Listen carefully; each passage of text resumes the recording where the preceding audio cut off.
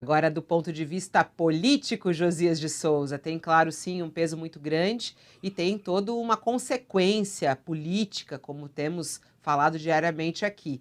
E aí, a pergunta final é essa mesmo, que a gente estava ouvindo agora Renan Calheiros dizer. O presidente Jair Bolsonaro foi o grande responsável na sua análise? Dá para colocar essa culpa nele? Não tenho nenhuma dúvida de que o presidente Bolsonaro foi o grande responsável pelos desacertos do Brasil na condução da pandemia. A arena política é uma arena sui generis, é um território sui generis. O presidente chama o Renan Calheiros de vagabundo, desqualificado, e não enxerga nele credenciais para acusá-lo. Mas, como disse o professor Mairovitch, esse trabalho da CPI ele está sendo escorado numa avaliação muito criteriosa feita por um grupo de juristas respeitáveis. E o grande defensor do presidente na CPI é o senador Fernando Bezerra, tão complicado do ponto de vista criminal quanto o relator Renan Calheiros. Ambos são réus em ações penais.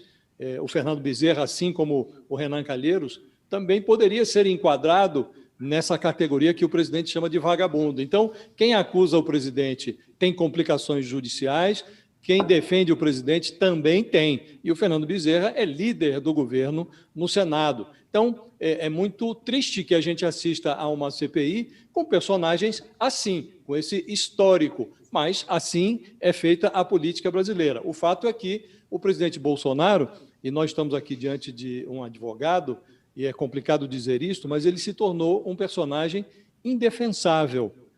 O Fernando Bezerra é candidato a ministro do TCU, acho até que ele não tem credenciais para isso, mas ele precisa do presidente Bolsonaro politicamente. Então, ele faz essa defesa, uma defesa pro forma, e você nota que ele, no final da sua defesa, ele diz que a CPI falhou, porque deveria ter considerado os resultados positivos alcançados pelo Brasil no enfrentamento da pandemia. Se resultados positivos ocorreram, foi por pressão. O Bolsonaro fez por pressão, o que deixou de fazer por opção. Aí o senador diz, teria sido razoável se a CPI relacionasse as lições apreendidas durante a pandemia para preparar o país para futuros desafios sanitários. Há muitas lições a serem apreendidas com essa crise, mas o Bolsonaro ele não tirou lição nenhuma. O Bolsonaro ele subverte o brocardo.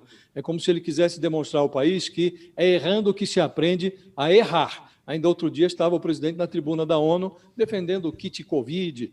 Ainda outro dia ele estava na praia do Guarujá dizendo que ao jornalista que não o incomodasse com perguntas sobre 600 mil mortos. Ele não estava ali para ser incomodado. Então o presidente não aprendeu nada. Ele continua desfilando sem máscara, ele continua desprezando a dor alheia e os crimes relacionados contra ele são muito claros. Então o presidente se tornou realmente um investigado indefensável. E, por último, os governistas sempre alegam a CPI deixou de analisar o comportamento dos governadores. É preciso lembrar que os governadores já estão sendo investigados. Investigá-los na CPI seria como que forçar portas já arrombadas pelo Ministério Público, pela Polícia Federal. E, de resto, há um parecer não, porque o Supremo não dá parecer, decide. Num processo, numa ação relatada pela ministra Rosa Weber, o Supremo considerou que não cabia à CPI convocar governadores, investigar governadores, que isso é papel para a Assembleia Legislativa. Então,